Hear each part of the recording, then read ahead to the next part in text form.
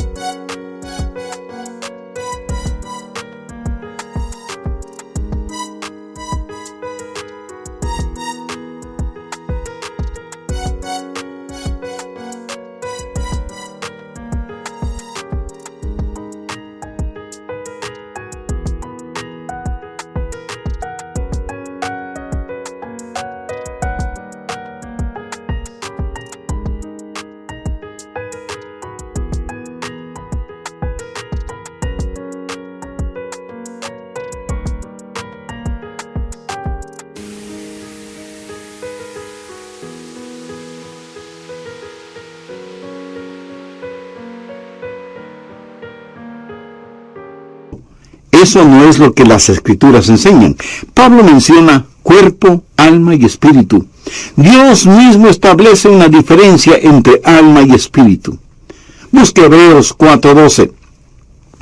Porque la palabra de Dios es viva y eficaz y más cortante que toda espada de dos filos y penetra hasta partir el alma y el espíritu.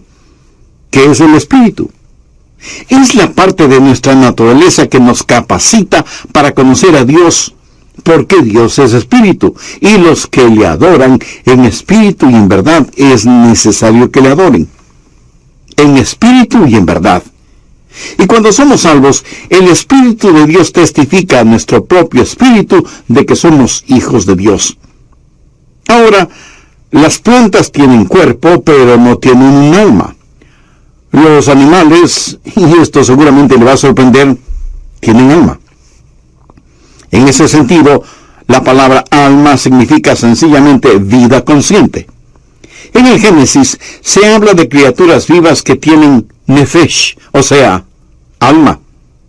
Por si no lo sabía, su perro tiene mente, emoción y voluntad.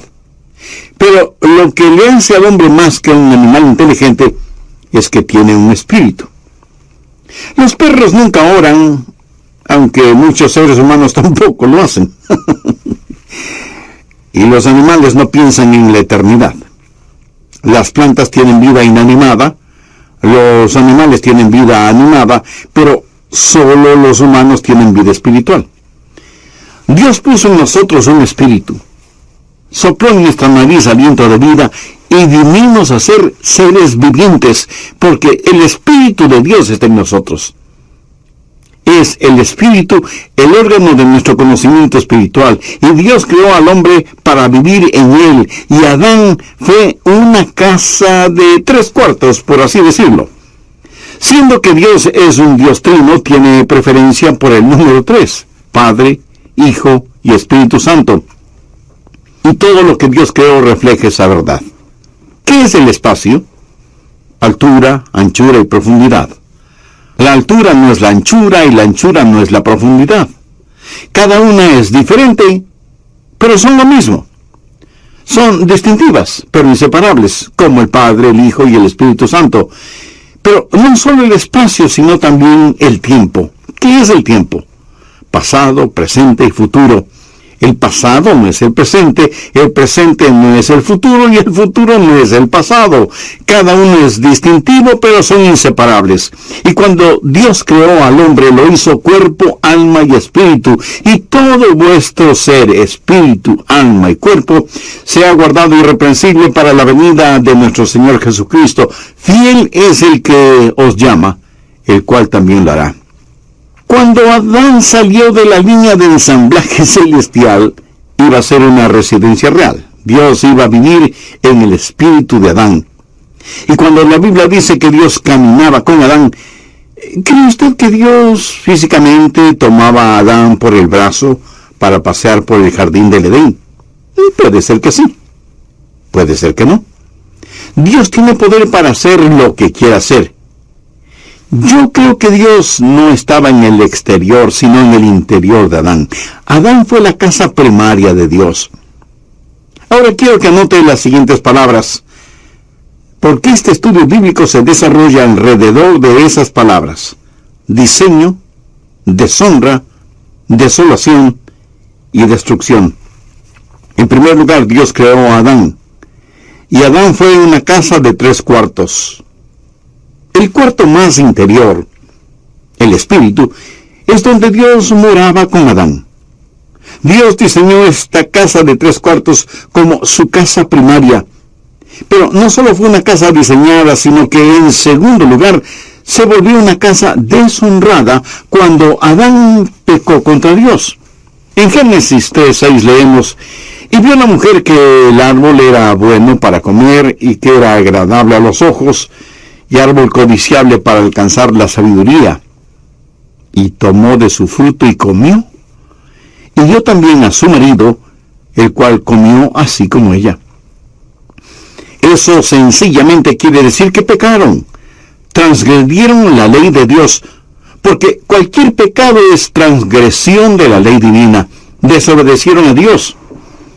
Y esta hermosa casa que Dios hizo fue contaminada, deshonrada, ensuciada y quedó desolada porque Dios salió de esa casa. Génesis 3:19 dice: con el sudor de tu rostro comerás el pan hasta que vuelvas a la tierra, porque de ella fuiste tomado, pues polvo eres, y al polvo volverás. Cuando Adán pecó, Dios salió de la casa, y ahora Adán espiritualmente está sin Dios, pero su alma y su cuerpo están vivos. Adán es ahora una casa desolada, sin Dios. Y en vez de centrarse en Dios, se centra en sí mismo. Y en vez de que el espíritu tenga dominio sobre el alma tiene dominio sobre la mente, las emociones y la voluntad.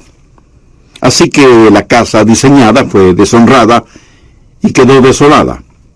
Y será finalmente destruida, pues polvo eres, y al polvo volverás.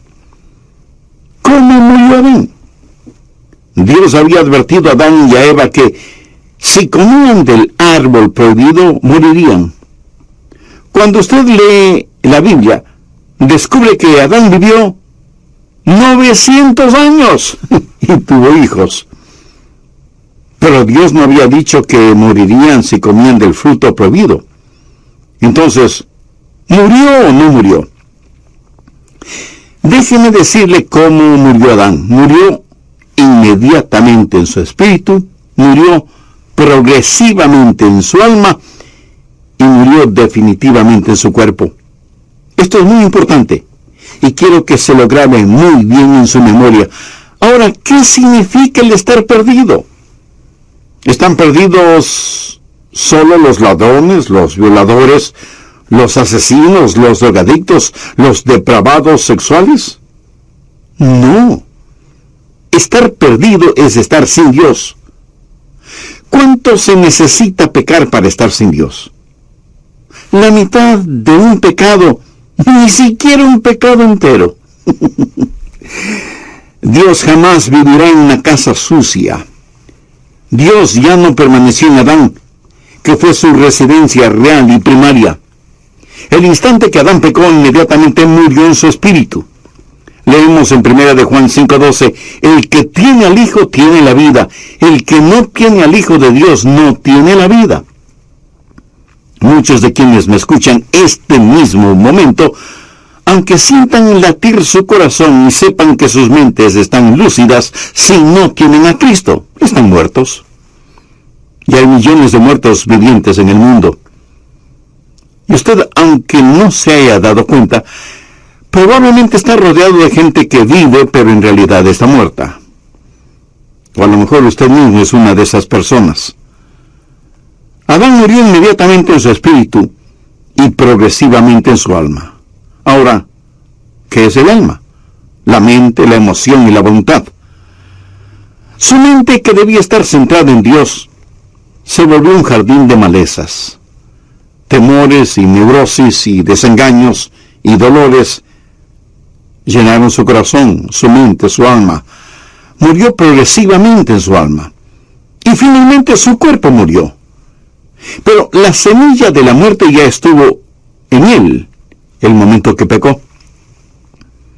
Muchos durante la época de Navidad compramos lo que llamamos un árbol natural o vivo. Mi amigo, ese árbol ya nada tiene de vivo o de natural, porque murió el momento que lo cortaron. Y si está muerto ya no es natural, porque carece de vida.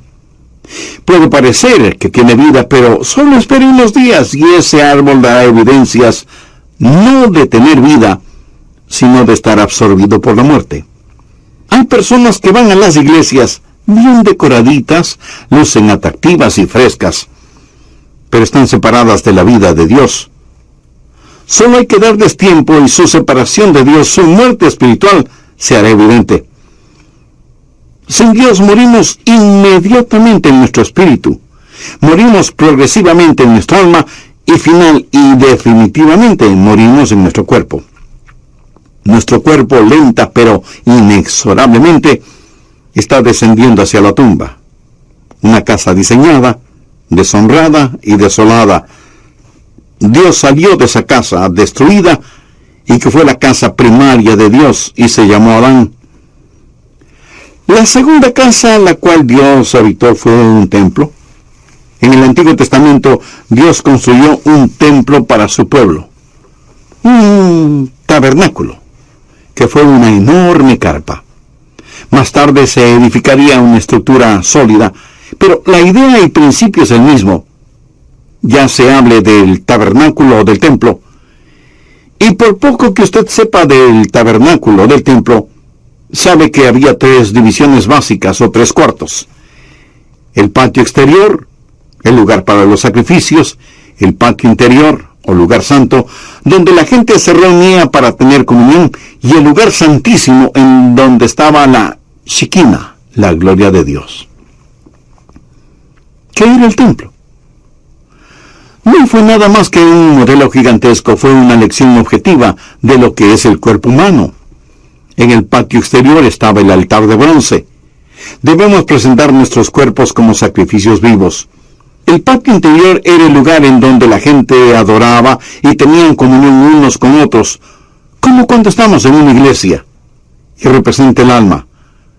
Comunión a nivel del alma. Pero el lugar santísimo, el lugar más íntimo, representa el espíritu humano. Esta casa es diseño de Dios. Dios usó el templo para enseñar lecciones colosales que no debemos ignorarlas. En primer lugar, una casa es diseñada, un templo de 3 habitaciones, y Dios dijo, hacedlo de acuerdo al diseño que te he dado, porque es una lección. Una casa diseñada, una casa deshonrada. En Mateo 21:12, note lo que Jesús dijo acerca del templo. Y les dijo, escrito está, mi casa, casa de oración será llamada, mas vosotros la habéis hecho cueva de ladrones. Una casa diseñada, una casa deshonrada y una casa desolada. Dios no vivirá en una casa sucia. Mateo 23:38 dice, he aquí, vuestra casa os es dejada desierta. Ahora, por favor, note lo siguiente. Ya no la llama la casa de mi padre o mi casa. Ahora es vuestra casa. Lo extraño es que después de que ellos habían convertido el templo en una cueva de ladrones, continuaban adorando en el templo. Pero Dios estaba a años luz de distancia de ese lugar. Ya no es la casa de Dios, es su casa. Una casa diseñada, una casa deshonrada, una cueva de ladrones, una casa desolada, una casa destruida. Busque Mateo 24, versos 1 y 2. Cuando Jesús salió del templo y se iba, se acercaron sus discípulos para mostrarle los edificios del templo. Respondiendo él les dijo, ¿veis todo esto? De cierto os digo que no quedará aquí piedra sobre piedra que no sea derribada. En la actualidad usted puede visitar el sitio en donde estuvo el templo una vez y no encontrará una piedra sobre otra. Hay otros templos que han sido preservados, pero no este. La profecía de Jesús se cumplió. Está viendo lo que sucede. Una casa primaria, una casa designada y diseñada, y Dios sigue adelante. Note lo que Jesús dijo acerca de él mismo. Respondió Jesús y les dijo, destruid este templo, y en 3 días lo levantaré. Dijeron luego los judíos, en 46 años fue edificado este templo, y tú en 3 días lo levantarás. Mas él hablaba del templo de su cuerpo. Jesús supo que su cuerpo era el templo de Dios, y era un templo perfecto. Primero, una casa designada. Jesús dijo, has preparado un cuerpo para mí, una casa diseñada. Él fue el segundo Adán, cuerpo, alma y espíritu. Fue totalmente perfecto. Una casa designada. Él pudo señalar a quien quiere y decir, ¿quién de ustedes me acusa de pecado? Por eso nació de una virgen para ser perfecto. Él no es el hijo de Adán. En Adán todos mueren. Él vino como lo hizo, nació de una virgen, para ser lo que fue, sin pecado. Él fue lo que fue, sin pecado, para hacer lo que hizo, morir por nuestros pecados. Solo un sacrificio perfecto sería aceptable delante de Dios, y sin embargo, esa casa designada fue una casa deshonrada. Y usted pregunta, ¿cómo pudo ser eso posible? Nosotros nos descarriamos como ovejas, cada cual se apartó por su camino, mas Jehová cargó en él, esto es, en Jesús, el pecado de todos nosotros.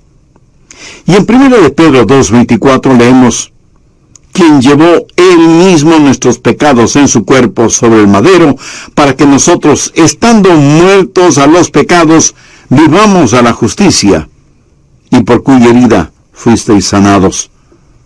La Biblia también dice que al que no conoció pecado, o sea, Jesús, por nosotros lo hizo pecado. Dios tomó mi pecado, su pecado, nuestro pecado, toda la podredumbre, suciedad y maldad de este mundo, y lo puso sobre el Señor Jesucristo. Él nunca pecó, pero todos nuestros pecados fueron puestos sobre Él. Una casa designada, una casa deshonrada, una casa desolada. Veamos Mateo 27:46. Jesús está clavado en ese invento infernal llamado cruz, y agonizante y sangrante, y dice: Elí, Elí, lama.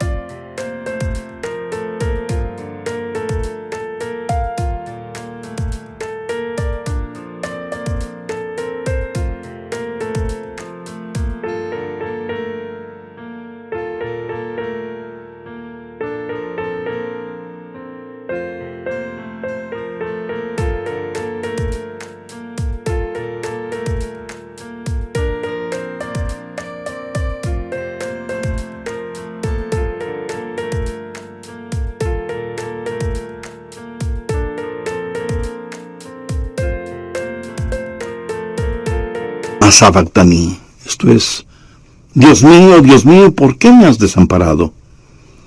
Bueno, le diré por qué lo hizo. Dios no puede vivir en una casa sucia. Cuando Jesús estuvo dispuesto a ser nuestro sustituto y cargar con nuestros pecados, todos nuestros pecados, entonces esa casa perfecta fue deshonrada. Y Dios el Padre le dio la espalda a su Hijo, porque Dios, que es de ojos puros, no puede contemplar la iniquidad.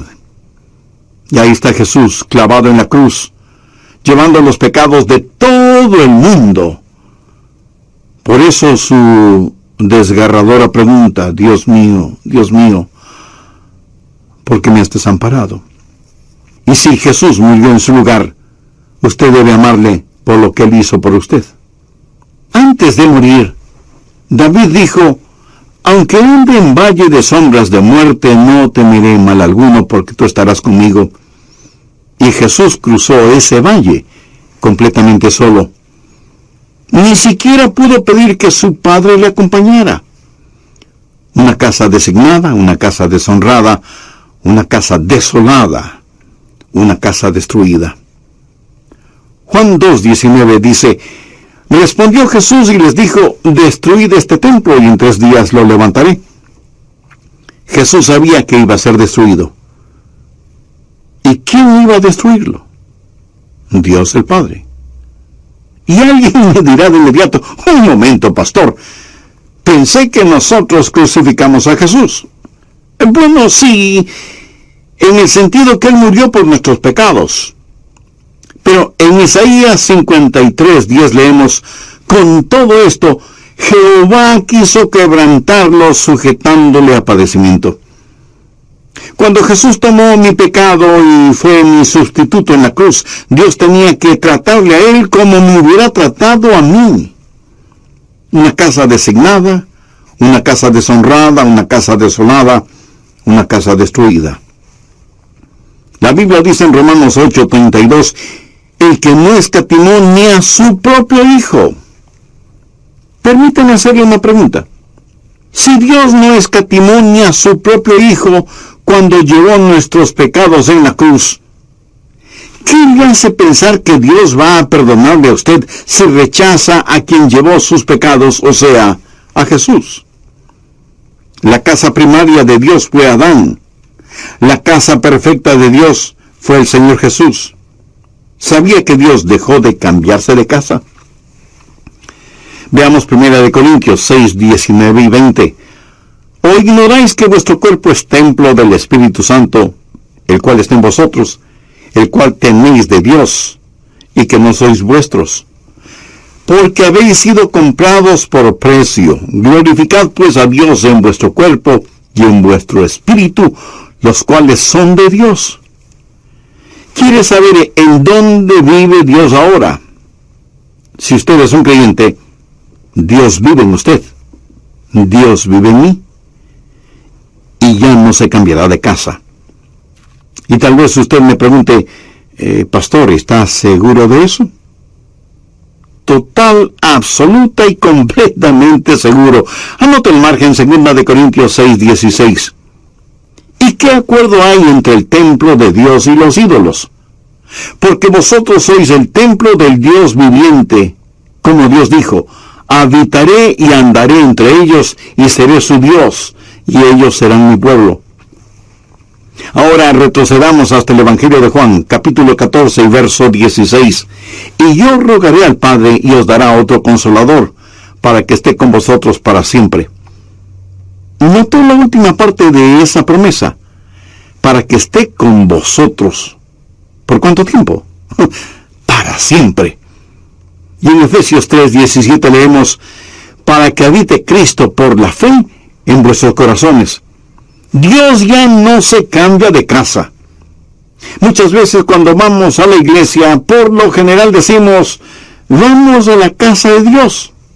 Pero eso no es exactamente así, porque la verdad es que estamos llevando la casa de Dios, esto es, nosotros mismos, al templo. Bien, antes de finalizar, saquemos algunas conclusiones o lecciones de todo esto. Primero, la lección concerniente a la salvación. ¿Qué es la salvación? Salvación no es sacar al hombre de la tierra y llevarlo al cielo.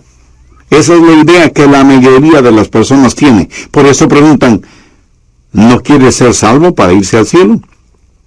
Ahora, por supuesto que quiere ir al cielo, pero eso no es la salvación. Eso es solo un subproducto de la salvación.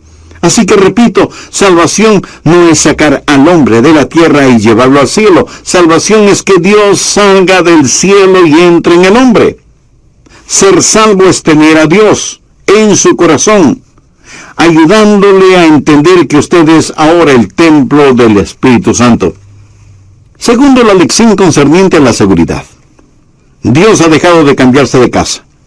Dios habita en nuestro corazón por fe y Él nunca, nunca, nunca nos dejará ni nos abandonará. Él vino para permanecer con nosotros y en nosotros.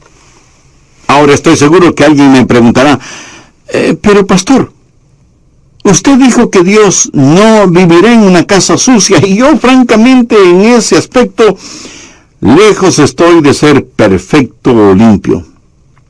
Amigo, su inquietud es honesta y válida.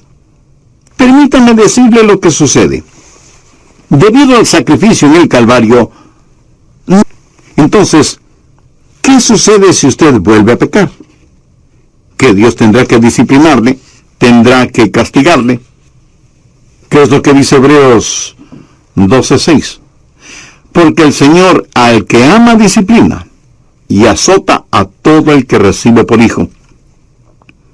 Algunas personas no creen en la eterna seguridad del creyente. Piensan que usted puede salvarse y perderse, salvarse y perderse. Y si usted cree semejante cosa, se volverá en un neurótico espiritual. Algunos dicen, oh, yo creo en la seguridad y creeré absolutamente en ella cuando llegue al cielo. Otros piensan, cuando súbitamente dé el gran salto hacia el cielo, cerraré las puertas celestiales detrás de mí y diré, vaya, ahora estoy a salvo. Bien, pero espere un minuto. ¿Qué le hace pensar que estará seguro allá arriba si es que no está seguro aquí abajo? Recuerde que ángeles cayeron del cielo. Escúcheme muy atentamente. Seguridad no es un lugar. Seguridad es una persona. Y su nombre es Jesucristo. Tercero, la lección concerniente a la santificación. Ya he dicho que Adán murió inmediatamente en su espíritu, murió progresivamente en su alma y murió definitivamente en su cuerpo. Ahora, cuando usted se salva, Dios pone todo esto al revés, porque cuando se salva usted es justificado inmediatamente en su espíritu. La Biblia habla del espíritu del hombre justo, hecho perfecto. Usted es justificado inmediatamente. El momento en que usted le dice sí a Jesucristo ese mismo instante es justificado en su espíritu, y cada pecado, cada mancha, cada arruga es enterrado en la tumba del olvido de Dios. Y no solo que es justificado inmediatamente en su espíritu, sino que es santificado progresivamente en su alma. Adán murió progresivamente en su alma, pero usted es santificado progresivamente en su alma. Dios trabaja en usted diariamente para que sea más y más a la semejanza del Señor Jesucristo, porque nosotros no estamos totalmente santificados todavía. Filipenses 1:6 dice: al que comenzó en vosotros la buena obra, la perfeccionará hasta el día de Jesucristo. Justificados inmediatamente en el Espíritu, santificados progresivamente en el alma, y por último, un día seremos glorificados. La Biblia enseña que uno de estos días Él va a cambiar mi cuerpo vil a la semejanza de su cuerpo glorioso. Por eso el salmista dijo: estaré satisfecho cuando despierte a tu semejanza. ¿Cómo voy a hacer? No lo sé. Pero sí sé una cosa: seré a la semejanza de Jesucristo. Y eso es más que suficiente para mí, y espero que sea más que suficiente también para usted. Un niño o niña de 3 años puede hacer preguntas acerca del cielo que nadie puede responder, porque hay cosas que sabemos y cosas que no sabemos, cosas sobre las cuales podemos ser muy dogmáticos y cosas sobre las cuales no debemos ser dogmáticos. Primera de Juan 3:2 dice: amados, ahora somos hijos de Dios, y aún no se ha manifestado lo que hemos de ser. Pero sabemos que cuando Él se manifieste, seremos semejantes a Él, porque le veremos tal como Él es. Seremos hechos a la semejanza del Señor Jesucristo. Adán murió inmediatamente en su espíritu, progresivamente en su alma y definitivamente en su cuerpo. ¿Dejará? ¿O ignoráis que vuestro cuerpo es templo del Espíritu Santo, el cual está en vosotros, el cual tenéis de Dios, y que no sois vuestros? Porque habéis sido comprados por precio. Glorificad pues a Dios en vuestro cuerpo y en vuestro espíritu, los cuales son de Dios. Su cuerpo es el templo del Espíritu Santo de Dios. ¿Cuántos de ustedes usan un lenguaje soez que no lo usan cuando están en la iglesia? Recuerde que cada día es un día santo, y cada lugar es un lugar sagrado. Usted no haría nada para deshonrar o ensuciar la iglesia a la que asiste, ¿verdad? Entonces, ¿por qué deshonrar o ensuciar su cuerpo, que es el templo del Espíritu Santo de Dios? Si usted es un creyente, Dios vive en usted. Él ha hecho morada en su corazón y su vida, y ya nunca jamás se cambiará de casa. Si usted aún no es salvo, pero quiere serlo, le prometo con la autoridad de la palabra de Dios que Jesús le salvará, como salvó a aquella mujer cuya carta leí. Y si usted está pensando: pero yo no soy pecador como ella, ¿sabe lo que Jesús les dijo a los fariseos que se creían tan justos y piadosos? De cierto os digo que los publicanos y las rameras van delante de vosotros al reino de Dios. No hay ninguna persona tan mala que no pueda ser salvada, y no hay ninguna persona tan buena que no necesite salvación. Y si usted quiere ser salvo ahora mismo, le invito a orar conmigo esta oración. Querido Dios, soy un pecador y estoy perdido. Necesito ser salvo y quiero ser salvo. Señor Jesús, tú moriste en la cruz del Calvario para salvarme.